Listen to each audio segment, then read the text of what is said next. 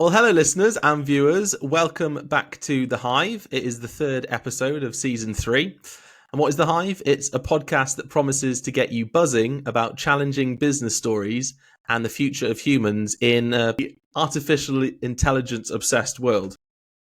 I'm your host, PJ Sherman, founder and director of BlackBee Group, a digital marketing agency that gets your target clients to the table, or at least a Teams call, we hope, and a talent acquisition service that helps you find the best talent for your business. And all of this we do with the use of AI and data, because I'm a bit of a nerd. Joining me today is Jouvan Johnson, a digital entrepreneur, building a diverse portfolio of web assets for fun and profit. Love the sound of that.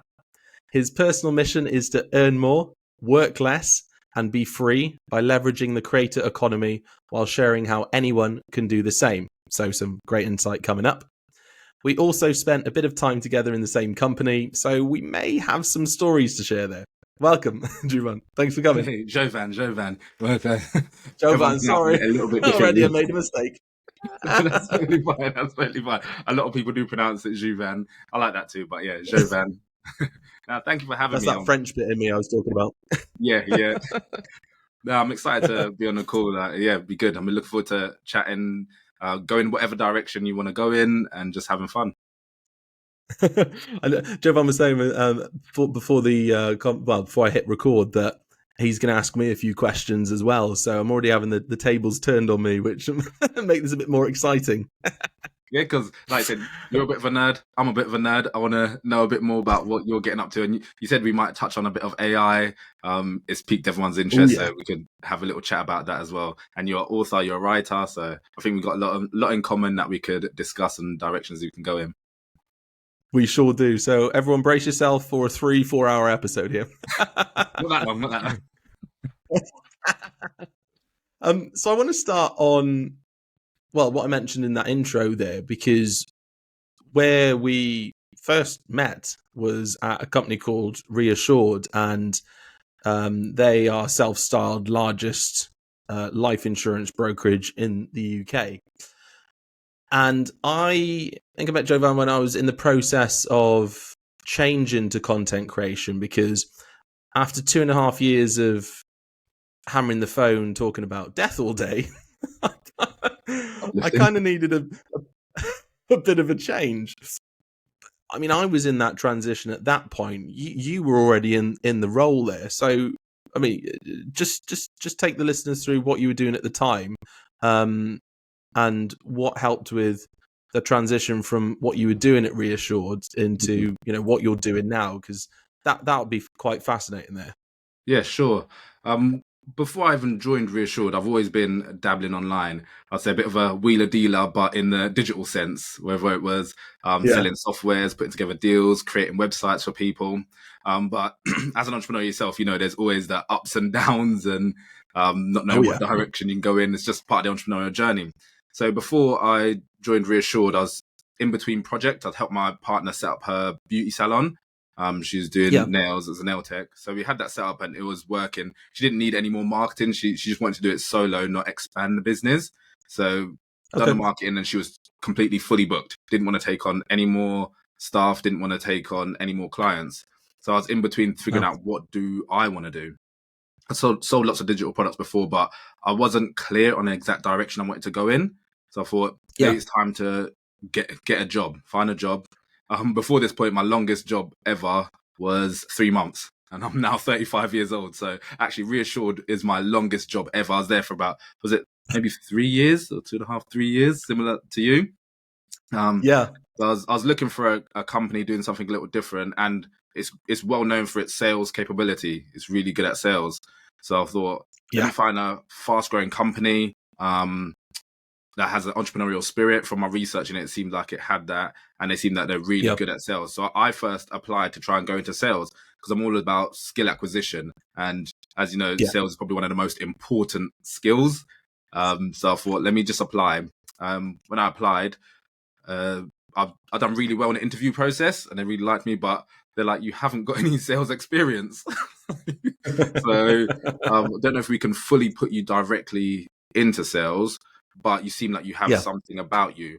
And from looking at my past, they saw that I'd done digital things online before, and they saw that I had a skill set with creating content and editing videos, and was a jack of all trades with all that stuff. I call it like a full stack creator. You can create the graphics, you can write the content, you can do the copywriting, all that stuff. So they gave me a choice after the interview process, said, you can go down the sales route, but we don't know. One, you haven't got a proven skill set of it for what we naturally look for. But I understand that you want to learn the skill set. You seem like you have the drive too. So we can either take you down the sales route, and depending on your personality, it might suit you, it might not. Or there's a recruitment team, and there's the marketing team as well because of your experience. But that is based in the Portsmouth office, wasn't it? The marketing team. Yeah. I think they've got but that was a bit of a floor there. Yeah, there's a bit of a way to travel. So they gave me the choice, saying, which one do you think you'd want to go into? And one of the person that hired me, he pushed me on the idea of the recruitment team. Reason being, it has the sales element that I'd want to learn, but with a direction into doing communications, internal comms for the company to use the skill set I already have. So that seemed like the best of both worlds. So I started with the recruitment team with a pathway into doing internal communications for the company. And that's where our paths crossed when I was doing that team. Because they saw on my CV and what I'd done in the past and my entrepreneurial efforts. And they said, okay, this could be the path where you get the skill set you want and you can go into doing the communications, something that you do enjoy doing as well for the company. Yeah. And I just want to pick up on that and commend Reassured for that, because the last person I had, last episode, Nadia, the first episode, we were talking about companies and internal mobility and how a lot of them will preach about it, but still would rather go external than use what talent they've got within the business. And I will say that about Reassured, because I did the same transition, but I went into the recruitment team because I'd had years and years of experience of recruitment, and I absolutely love Amanda, who used to, be the recruitment manager there. And I've known it with a few other people in there, because I think Lou did the same. So they're really good. I've got to commend them on that. They're really good at that internal mobility. And I think it's key as well for retention of staff, because you mentioned that was your longest job ever when you joined Reassured. And it was a similar situation for me, because I'd been at companies for maybe a year and a half maximum. And then I did sort of 3.5 years at Reassured because of that internal mobility. So it is super important. And so we're examples, we're evidence that it works, people. Yeah, definitely. And one thing I really liked about, because like I said, my longest job before that was 3 months. They were very open to the idea of having like entrepreneurial abilities. You could see it throughout the whole company. People they'll utilize that. Or if I have a side project, they're totally open to that. They were like, yeah, fine, as long as you get your work done and you do your work and don't do it on company time. But they really like that idea. They really form that entrepreneurial spirit within the company. So that's why I ended up staying there so long. Yeah, absolutely. And take us through how you transition then from what you'd been doing at Reassured to, what you're doing now. Because of course, the pandemic hit, and I suppose you partner with that particular type of business, there was a real need to pivot. So can you take us through that transition? Yeah, sure. So I said, she had a nail salon, everything's going well. And we got pregnant with our first child. So she was taking some time out. So we got pregnant around the time. Well, she gave birth just 3 months. Was it 3 months? A couple months before lockdown actually hit. So wow. So it was a strange time. So it was all up in the air. First time parents trying to figure out what's going on with lockdown. It was 2 weeks to limit the curve or whatever it was, and then that ended up being 2 years. Yeah. But we saw how it really hit the beauty industry. It shut down a lot of companies. We were actually, because we always wanted to work together, because like I said, I helped her start up her salon before, helped her do the marketing. So we were always looking for some way of putting our skill sets together. And after she had a maternity, she was meant to be going back to work. And we were aiming to put on an event at first to teach other nail techs, because we started building a social media following on the Clawgasmic brand. It's like helping nail techs better their skills and grow their business. A lot of the marketing things that I implemented her business, teaching other nail techs that while she taught them the skill sets. So we were looking to put on an event. We'd sold tickets, people were ready to come, but then everything was locked down. We had to refund everybody. And it was getting to the time where she was looking to get back to work, but she couldn't. And we saw the vulnerability in her business and the business model. So we're trying to figure it out. I'm working full time at Reassured, and she had the idea, because we had a bit of an Instagram following under that brand. She said, maybe I could charge other nail techs £10 to come on an Instagram live, and I'd do a nail art masterclass for them. I was like, that sounds like a great idea. Like, give it a go. She done it. She sold a few tickets. A couple nail techs came on, made a couple £100. That's cool. She's like, oh, it worked. Like, I might do it again. I was like, no, give it a go, and done it a few times. And then I said, what do you do with that content after? And she's like, it disappears. It was an Instagram live after 24 hours. It's gone. I was like, well, that's not really utilizing that asset. We might have something here. Absolutely. And it was an interesting process how she done it as well. If anyone's, because it will probably still work now, even though Instagram's changed certain things, but she would set up another Instagram account. So set up another Instagram account, take payment, and add those people. It was a private account. Add those people to that account, then deliver the class, and then close down that account. And I said, well, it's a proven thing to sell. So people want this training. I was like, how about instead of charging them £10 a ticket for that 1 hour class and then it disappears forever, maybe we could get a point where we start racking a couple of these up and put them in a membership, and I'll build it out for you. I'll build out the first iteration of it, and then we charge them maybe £14 a month, and they could look back on it, have like a Netflix model, look back on it, and they can rewatch it as much as they want. And each week the database grows, and we just continually market it and get people in. So it was like, she said, that sounds like a great idea. Give it a go. So I took, I used my holidays at Reassured, so I'd take a week off and build it all out. That's my holidays. I was like, oh, what are you doing on holidays? I'm like, oh, it's a staycation, but I'd just be working the whole time, building it out, getting it set up and marketing it. And then it started to grow bit by bit. And like with any company, things start changing within the company at Reassured, and I wasn't enjoying it as much as I was. A lot of things changed. I think that just happens sometimes with size of companies as they grow. Different people go in different positions, and it didn't have the same feel or the excitement about the entrepreneur thing. So I wasn't as happy as I once was. And I was thinking maybe I'd want to transition out. But that little side thing that I built primarily for my wife, who's my wife now, she's my girlfriend at the time, was just to cover her maternity and maybe hopefully scale it to a place where it can replace what she was doing before, so she didn't have to go back to work. That was the initial plan. But she said, well, maybe if you give it a couple months, hand in your notice, and then we go as hard as we can, maybe we could build it to a place where we both can be employed by the business in this initial one. So we took the risk and did it, and thankfully it worked out, and I didn't make my family homeless. Well, congratulations on that. Thank you. Hustle paid off, especially the pivot in such a difficult time period. I mean, just any business owner going from, especially with nail technician, you're reliant on that in-person model, and you pivoted to that training thing, which I've seen a lot over lockdown, and people now can continue to build businesses based on that subscription model, because you don't need to deliver that training. Like you said, that asset's there now. They can pay to access it all the time. But you also added to that the fact that you became parents, and I mean, in a normal situation, you could, turn to people and say, "Can I get some advice on being a parent?" But who do you ask about being a parent in a lockdown? No, this never happened before. Google's not going to know either. So I highly commend you for doing that. That was tough. I'm keen to understand what triggered the mindset change for your now wife, because I remember you saying she was fine with not scaling. It seemed like a bit of a lifestyle business, to now scaling as much as possible. What triggered the change there on the mindset?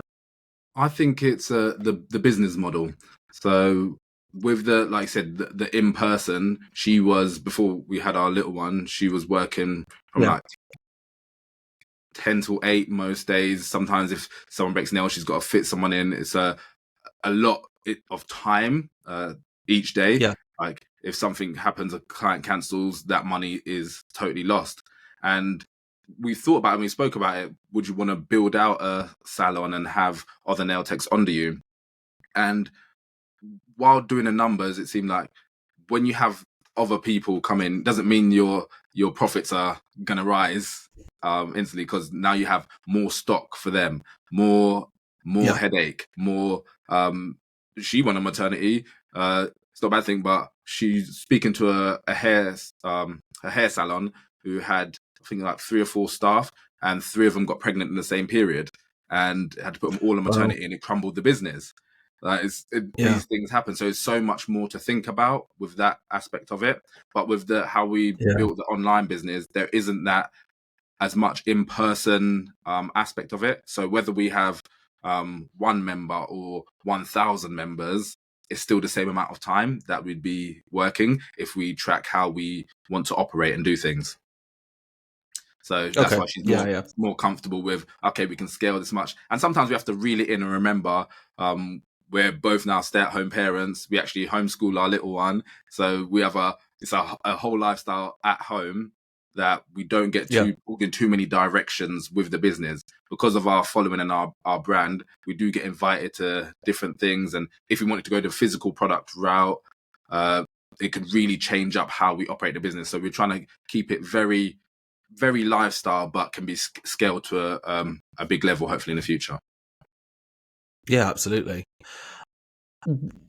So how do you now leverage that experience and knowledge to help your current clients and any future ones you want to work with? Take me through that, because I always find that fascinating. Being open and honest and real with people, so that because a lot of people like to sugarcoat things. No one likes to share the hardships sometimes. Try to make it. Even what I do with my brand that I'm building up, we can discuss, like Educate Rebel, showing people how to do some of the online things that we do. You can make it sound like, oh, it's all rainbows, entrepreneurship. I've got my time to myself. Yes, that is great, and those things are true. But there is also pitfalls. You're now thinking about, you've got to deal with your accountant and tax, and it's not always going to be going up. It isn't a guaranteed income. There is those problems. So being real and honest with people, and because we've seen the different paths in the nail industry where you have your own salon, you can just yourself, you can earn a great living. If you want to go to expand and have nail techs on you, just so they can see the full picture, say, okay, there will be a transitional period.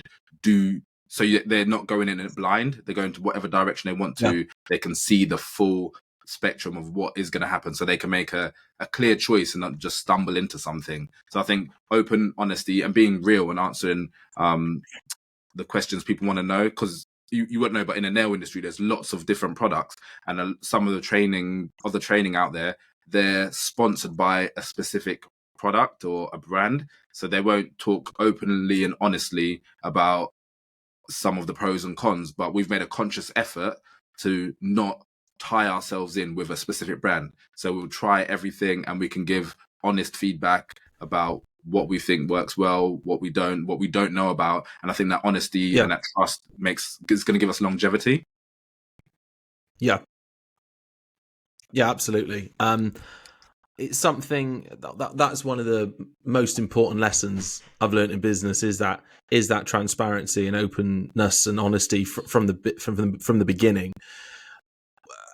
And I always ask people, can I be honest with you? Because with certain personalities, it can go one of two ways. So it's always a great thing to fall back on and say, well, actually, you said I could be honest, and you can take my feedback or not. But it's so important in business, because you get a lot of these, what do you call them, gurus, online gurus, and people preaching that everything is amazing and this is exactly what I did, take my formula, the template, and it's going to work for you. But we all know that if it was that easy, everybody would be multimillionaires.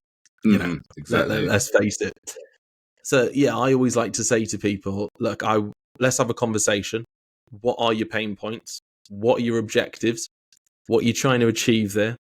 And then we'll work back. And then I'll say to you, this is probably the timeline. It's not going to be an overnight success. But if I can't solve it, I will direct you to somebody that can. And I think people appreciate that as well, because you're getting, not brownie points, but the fact that you're open and honest, they can trust you moving forward to do a good job. So completely agree with that transparency. Some people, like you said, you'll point in a direction that can help, and you might lose that sale up front, but that might come back around to you. Many people aren't willing to do that for the benefit of the customer. Your focus is on the customer, not just the sale, and a lot of people are just on making that sale. Yeah, absolutely.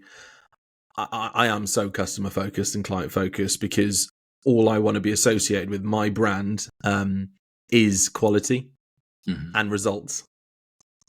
So I would much rather say to somebody, actually, I don't know that, but I do know somebody that does, than blag it and totally mess it up, and they'll never work with me again. Exactly. So with Educated Rebel, is that consulting? Do you have YouTube channel to teach people? How do you go about it with that model, or is it similar to what you did with Clawgasmic? It can go down many directions, but I want to, because it's still the early stages of it, because I've proved it with Clawgasmic and other things I've done in the past, because like I said, I've sold softwares, websites, affiliate marketing, partnering with other programs like Riverside, for instance. This is the first time I've used it. This is the tool we're using to do this call now. I'm pretty sure they have an affiliate program, and you could do a couple videos showing how it works. It's useful, you enjoy it, and you can put that content out there, and you'll be rewarded for people who decide to purchase it. So with Educated Rebel, I want to start creating lots of different content out there, talking about the creator economy. I think it's we're in an attention economy at the moment. It's one of the most useful tools, and we'll go into it, but even with AI, I think it's going to be more prevalent now. Having a personal brand, like you're putting your face out there, you're putting content out there, you already know the power of content creation. So I want to showcase that to other people, that you could be interested in so many things. You can access the whole world, and you can create a sustainable living, talking about creating about the things that you like. And we've proved that with my wife. Now she was a nail tech. That's a very physical occupation, and not many nail techs would be able to know that they could do other things around that and actually make a great living, but doing it totally online. So you can still be because she wanted it all, stay at home mum while being an independent woman working. So I just want to share that journey, and it's something that I love, with as many people as possible. And I want to start creating more content. Like you're on LinkedIn. I saw you've got your 10,000 or so people followers on LinkedIn. So I'll pick your brain about things that you've done, and I just want to share that that entrepreneurship in a lifestyle way, the way that I do it with others. Yeah, absolutely. It is that leveraging of your own expertise that some people don't realize that they can do to have. I mean, you could call it a side hustle or side income, but it's effectively just leveraging what you know, and like you said, these platforms that you use anyway, to gain that extra income. So that is say it as side income, but it can also become your main income. Just like I don't know if you heard the movement of solopreneurship. So yes, like I love that. I've always battled an idea. Do I want to start taking on staff? Don't I? And I'll weigh up those options, and that might change in the future. But I really enjoy solopreneurship and leveraging all the tools we have at our disposal at the moment.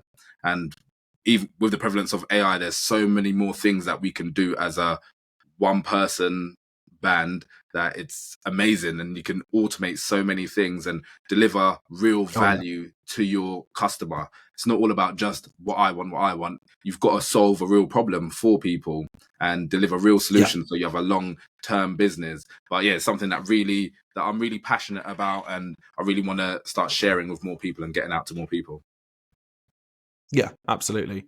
And this is something I talk to my clients about. Like I founded BlackBee start of December, and already it's grown into a group. I've got 3 separate businesses now, which 10 years ago I never would have been able to do on my own.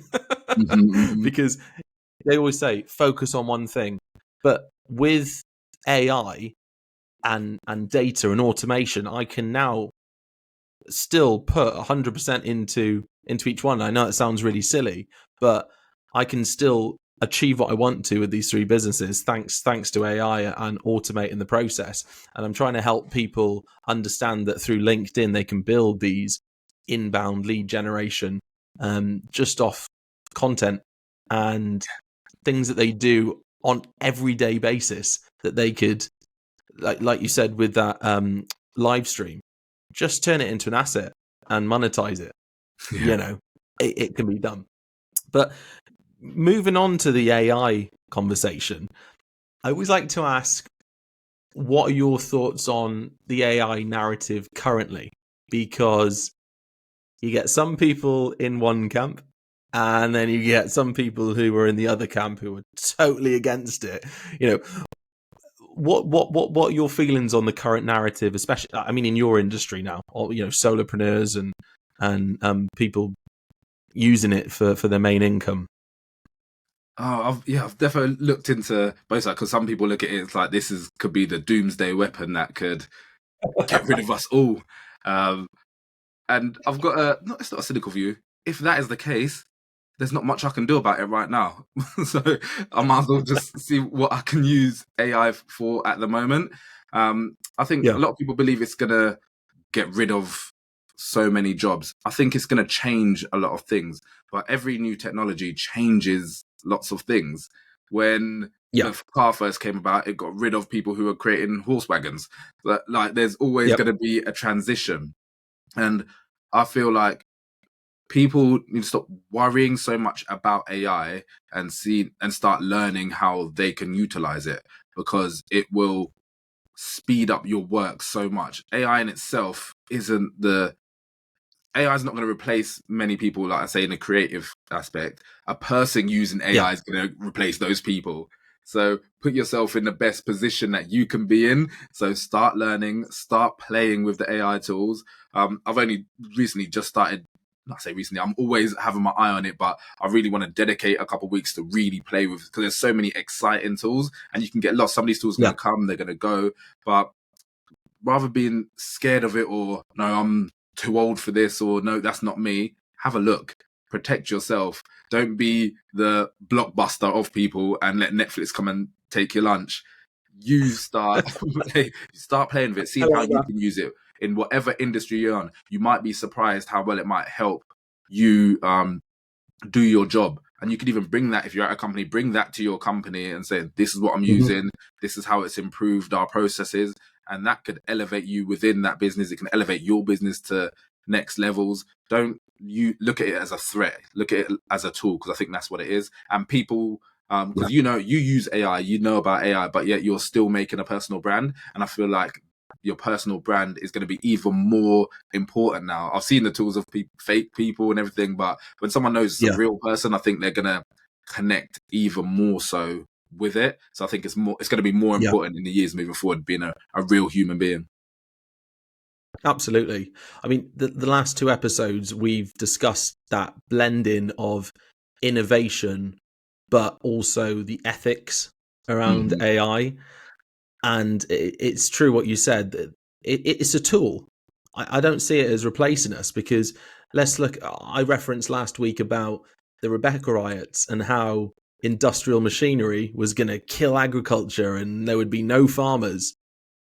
Farmers are still here today, and they're still integral to us eating and staying alive. You know, we use Microsoft Word, and there are tools within that spell check.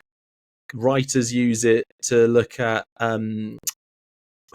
what's it called? Not soft voice, but it's a particular way that you write, so you could tell a good writer from one that's pretty amateur in terms of fiction writing.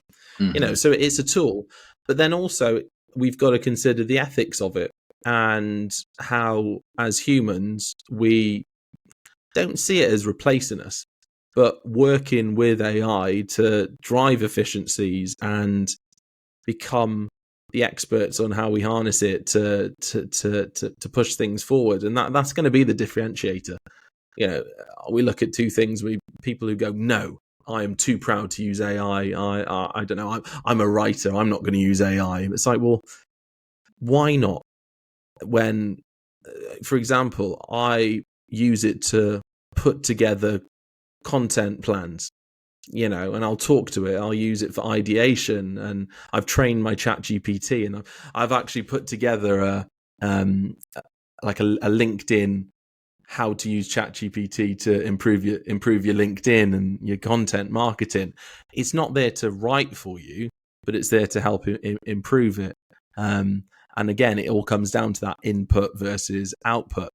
I've now trained myself that I can look at a post and go, that was written by ChatGPT. But as a business person, as an entrepreneur, I want to then reach out to them and say, look, I want to help you improve that, because it's very clearly ChatGPT, and you want to stand out. It's like you said, it's that personal branding. You want to stand out. You don't want to become part of it. But hey, we're all learning. ChatGPT's only been around for 14 months. That's crazy. So we're all been learning. around that long. Yeah, you said something very important there. That you're a writer, and about some people like, no, I'm too proud to use it. But you said something important where you can see when something was written by ChatGPT. You still need to have the skill set of a great writer to be able to use that tool. So the people who are just going to be lazy and not actually get the skill set for themselves, they're not going to put out great content. Everyone's going to see that, okay, that's just written by AI. Because like you said, AI is just the tool. So you still need to be a good writer and understanding copywriting principles, how to capture attention, how to keep the reader going, to utilize AI to make your process faster. And it's great at coming up with ideas, but it still needs your ability and your understanding of how to use it. Where, say, for instance, to write a great article, it might have taken you, say a week of research. It might cut that down by half by getting ideas, training your GPT how to do things your way, in your style, and then you go in as a human and improve on that. So you've doubled your working speed by utilizing AI, but you still needed to be the person that can put that right prompt together, can understand if what is spitting out is good or not. So people need to, like you say, use it and adapt with it, but they still need to be a human and still need to improve on their skill sets, because you as a writer understanding AI is going to outperform another writer not using AI. Exactly. As a human, I don't want to put somebody out of a job, right? So that's where the ethics comes in. But I could have just done, 5 years ago, gone and paid for a ghostwriter to do exactly what ChatGPT is now doing for me. But I pay £20 a month, and I will then go in as a business person and go, what's the return here? I'm looking at, from the financial perspective, how much money am I putting into it, and what's the return? But also, we're looking at quality, because as you said, people can churn out 20 posts a week, but it's written by ChatGPT. Am I really going to follow this person? Is that quality there? Is there any real insight? It's hollow. But I can now use it, and like you said, as an experienced writer, I go, oh, actually, there are parts of that are quite good, but I'm going to go in and spend a bit of time rewriting in it, putting in my story, my experiences, and that's going to be the standout. People who can use artificial intelligence, understand how it works to improve quality and efficiency and volume.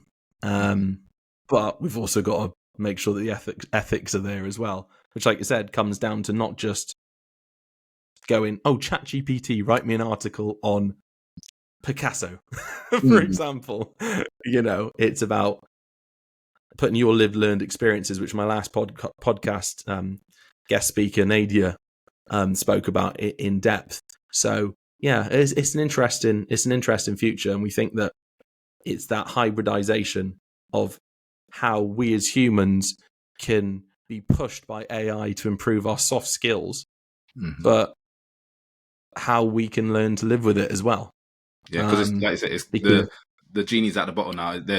There's no going back.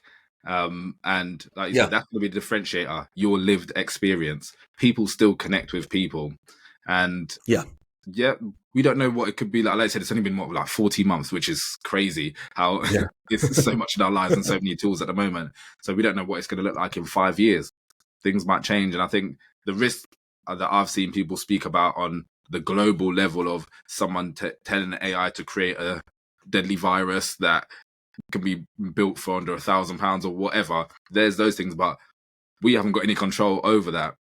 We can be aware of that, but that's for the people who create the AIs and them to figure out. But if you want to have a competitive edge today, times change. We've got to at least look at it and understand that you still need to be human, but business is business at the end of the day. You don't want to, like I said, put someone out of a job or whatever, but you're a better writer than someone else. You'd get that job over someone else. You haven't put them out of a job, but it's just a competitive landscape, and you got to use the tools at your disposal and use them as best you can, use them ethically. And at the start of this call, we spoke about how we care about our customers.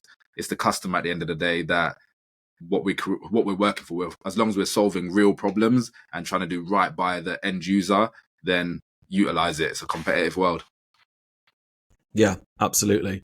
And just to go back to again some of the previous speakers I've spoken to, where that ethics is concerned, and what you just touched on there is so important. We can't control what someone does with that. We can only hope and educate as decent human beings that we do the right thing with it. You know, all you've got to do is look at Porsche. They wanted to create nice cars for people, but the Nazi German state decided to put them into tanks for warfare. You know, they can't control that. The Manhattan Project was there to help create sustainable energy, and it turned out to be one of the most evil uses to destroy life. You know, but I also we like to flip that on its head and go, some of the munition factories in World War II were turned into creating sweets for people. You know, so there are always two sides to a coin. You know, some people will use it for nefarious, evil deeds, but there's always the other side of humanity that will use it for good and help people. And I'd love to make sure that these people that are saying, oh, it could write code or create a virus that could be really destructive, would also go, well, why can't we use it to create a cure for some of the most horrible, destructive diseases and illnesses out there? Why can't we look at it as a force for good? So yeah, it's that perception, isn't it? And whether you're a good person or not a very nice one. Exactly. And there's always going to be both. And yeah, the AI is just a tool, and we're the humans at the end of the day that program it. So it's on us at the end of the day. Exactly. The next part, because I know we're almost at 40 minutes now, so wow, that went quickly. How are you using AI in your business at the moment, and where would you know, how do you see that evolving in your business and your industry, really? We haven't made huge uses of it. I've had a play. Sometimes when I'm like thinking of an article that I want to write, I get some ideas. I might have it would just spit out some ideas. ChatGPT will spit out some ideas. I've used it primarily in video that I haven't started releasing yet, but just testing, like I say, testing and playing. Like there's this great one, eye correction. So okay. Some of my scripts and videos that I've been working on, I was like, oh, I want to read my script. And sometimes when you have the script, you'd read it quickly and then look at the camera and then say your script really quickly. And just a short video could take an hour or so with jump cuts doing it that way. But I found a tool where I can have my script right next to my camera, and I'll be reading the script, but keep my face at the camera and just reading it, looking that way throw it into the AI, and it will just correct my eyes, and it will be looking directly. Oh, wow. So where a video could take me an hour to do, doing that it takes a couple minutes. So just the speed of putting it out, because I can just read my script, but looking at my script, and the AI will just transfer my eyes over, and then put automatic captions on. It can put B-roll in. So I've played with video editing tools, and I've been enjoying that. I really want to spend some time using Midjourney more, because I've only dabbled with it slightly, but I love just seeing the progression of how much better it's got. And even that, the fake pictures people create, the ethics in that could be, but I want to use it in my business in fun ways and having fun creating things. So yeah, there's so many different tools that I want to do. I want to create for the nail side of things. We're discussing, because we want to be, it's a solo business, not just me and my wife, but want to create like an AI avatar, but let it be known that it's an AI avatar as like an assistant. So when people, they can talk to our AI avatar, you might have seen people use it in on Instagram, where say comment the person's name below, like our AI avatar, and that person will get back to you. So using AI to create a whole person, but it's known that it is AI, but it's building out our company with people, but utilizing the tools at our disposal. So those are the ways I'm seeing it at the moment, some of the ways that I want to use it. Tell you what, I'm going to have to get the name of that software for the eye thing, because I I used to do this. It was called Serial Chillers, because in my other life, I'm fascinated with true crime, and there are some people that go, you're a bit weird, and then you've got the other people that go, actually, no, it's fascinating to understand, because I'm not wired that way. Why would somebody ever want to, the why? Why would you ever get to that point? So I used to do videos on YouTube, and I want to continue that at some point when I find some time. But it was difficult to read my script and try and remember chunks of it, but make it seem natural on the video. So that sounds excellent. Yeah, there's 3 at the moment, and I'll send you them. I've tried out Captions. That's the one on the phone. Captions. That was pay for a year. That was the most cost-effective one. It was like £59 for the year, and that one was really good. In Descript, you might have heard of Descript. Yeah. They've added that into Descript now as well, and Veed. Oh, okay. They've added it into Veed. I think this is pretty new, so they added it into Veed. And NVIDIA, they have a free thing, but I haven't tested because I'm on a Mac. It wasn't on a Mac. I can't remember the name of it, but I saw it on YouTube. NVIDIA had a thing where you can do it, and you might even be able to do it on like live calls like this. I saw, but I haven't got a chance to play with that one. So the one I chose was Captions. Is the one I chose. Okay.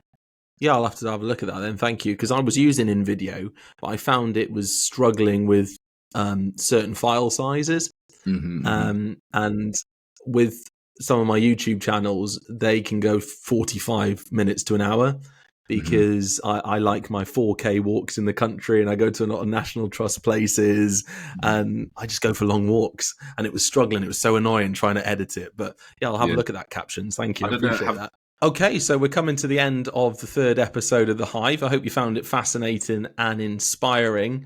Jouvan's definitely got me talking a lot more than usual. I've got 2 big ears for a reason, but this time the big mouth's come out. So I appreciate you getting me talking on that one. But yeah, listeners, viewers, if you did find this fascinating and interesting, please do subscribe to the podcast on whatever platform you're listening to us on, and also hit that subscribe button on YouTube if you're watching. I know that, Jouvan, you've got you're itching to flip this on its head and ask me a few questions. So have you got any final thoughts on this? Yeah, I love hearing about it. Like you said, I've got you talking a little bit. It's because I'm genuinely curious as well. I want to hear a bit more about your journey. Did you transition straight from the company you met at Reassured into what you're doing now? Was there a different company in between? And how did you make that transition, and why did you go into what you're doing now? It's an interesting one, and I have been asked that a few times at networking events recently, because, if you look at my career background, the majority of it has been financial services sales, whether that's insurance, wealth management, private equity, but also recruitment and talent acquisition. But personally, I've been a fiction writer, since I was about 4, I reckon.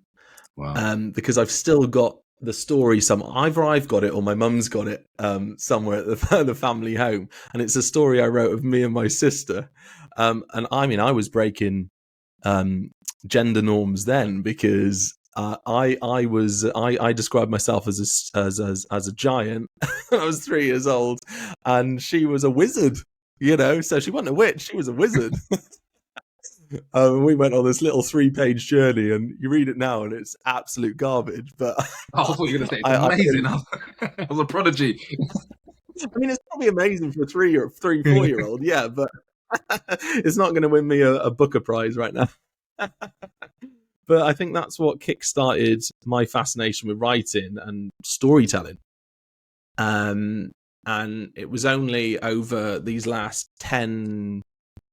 How old am I now? 10 to 13 years of being in like the corporate world and being in a sales position, and Reassured played a big role in that, really understanding the emotional triggers of sales and how storytelling is easily one of the most important aspects of a sales process, taking people on that journey. Demonstrating in a subtle way, not just the features, but also how that benefits them. I think it's just been developed over the course of a career.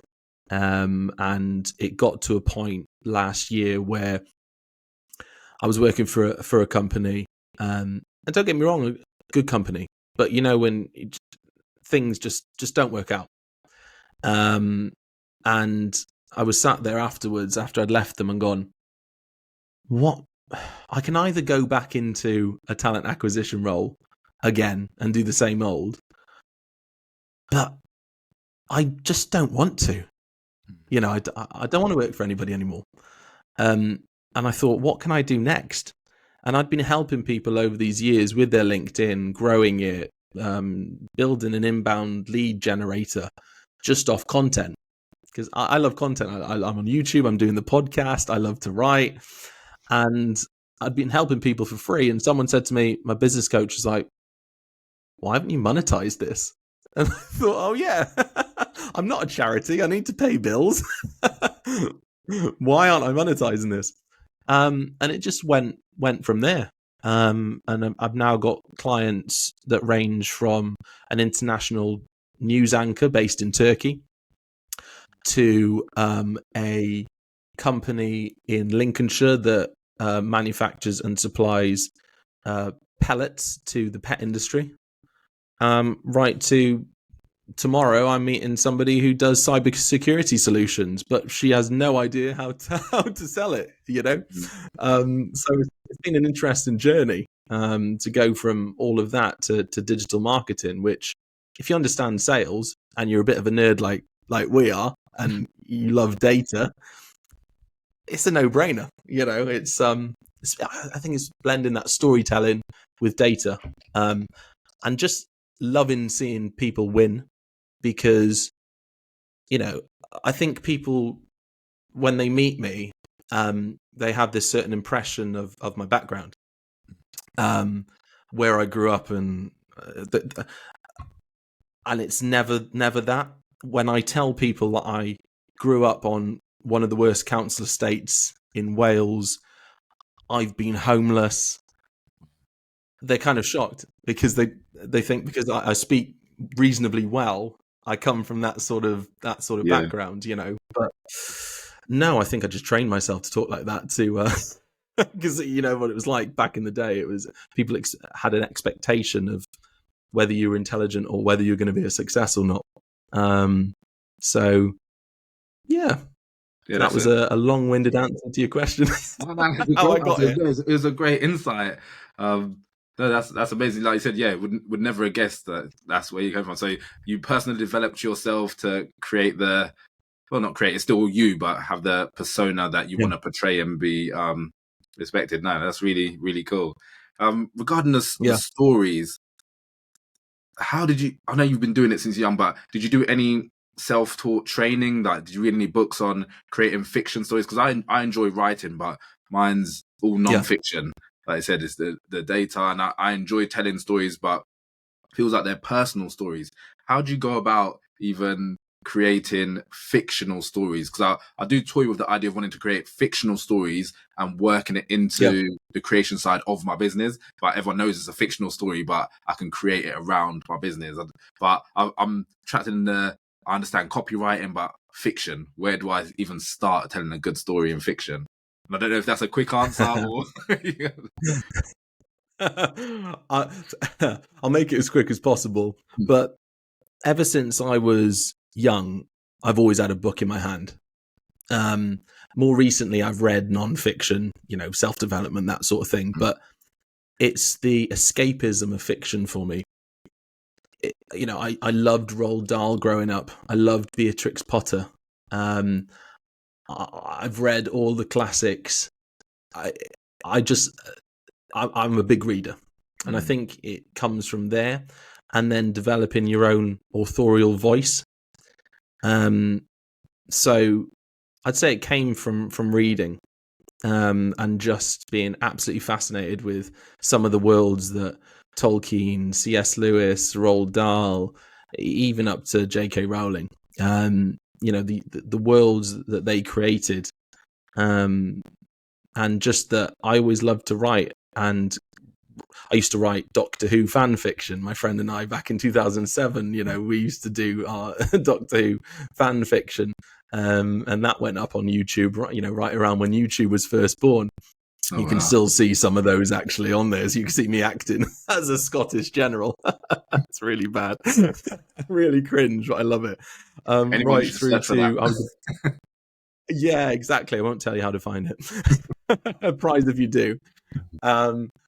Right through to I was a big video game nerd growing up as well. I loved Final Fantasy, so I used to write fan fiction for Final Fantasy, and it just developed from there. I always had a love for writing, and sharing it with people and getting the reaction of I couldn't put it down, which to me is great, because if people stop reading your work, you crap. Yeah. So yeah, it's very different to business writing. I had to train myself, because the thing with fiction is it can be quite lyrical, it can be quite descriptive, it can be quite fantastical in a way, and the objective of that is that escapism. While business writing is, you're trying to lead people down a certain path, usually to buy a product or service.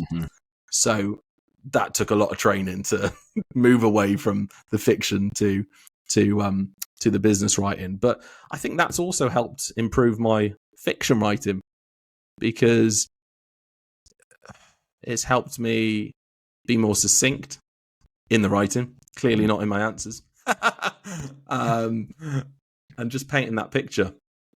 So they have kind of gone hand in hand, but they are two very different art forms. Yeah, that's one thing I'm taking from that is I don't read enough fiction. That's the issue. I read a lot of non-fiction, and I'm comfortable in the non-fiction world, but I haven't spent much time reading much non-fiction. It seems like reading a lot, immersing into it, and just trying. But yeah, no, that's really interesting. I wanted to get into your LinkedIn strategy, but it's going a bit long. Maybe we could jump on in private, and I can pick your brain about your content strategy. I want to hear more about your writing and on Medium. I've seen you done some things on Medium, so all that. Like, I love online entrepreneurship, so it's genuine. I'm curious about it, and I love talking about it. That's why I love sharing it with educatedrebel.com. So I could have questions for days. Well, next time I'm down south, we'll grab a hot drink. Definitely. Well, listen, thank you for joining me on the podcast, Joanne. It's been absolutely awesome having you here and sharing all your insights and experiences. And I wish you all the best with it. But yeah, appreciate you coming on. No, thank you very much. I wish you all the best too. Look forward to seeing more of the Hive. Thank you. But yeah, thank you, listeners and viewers. And until next time, see you later.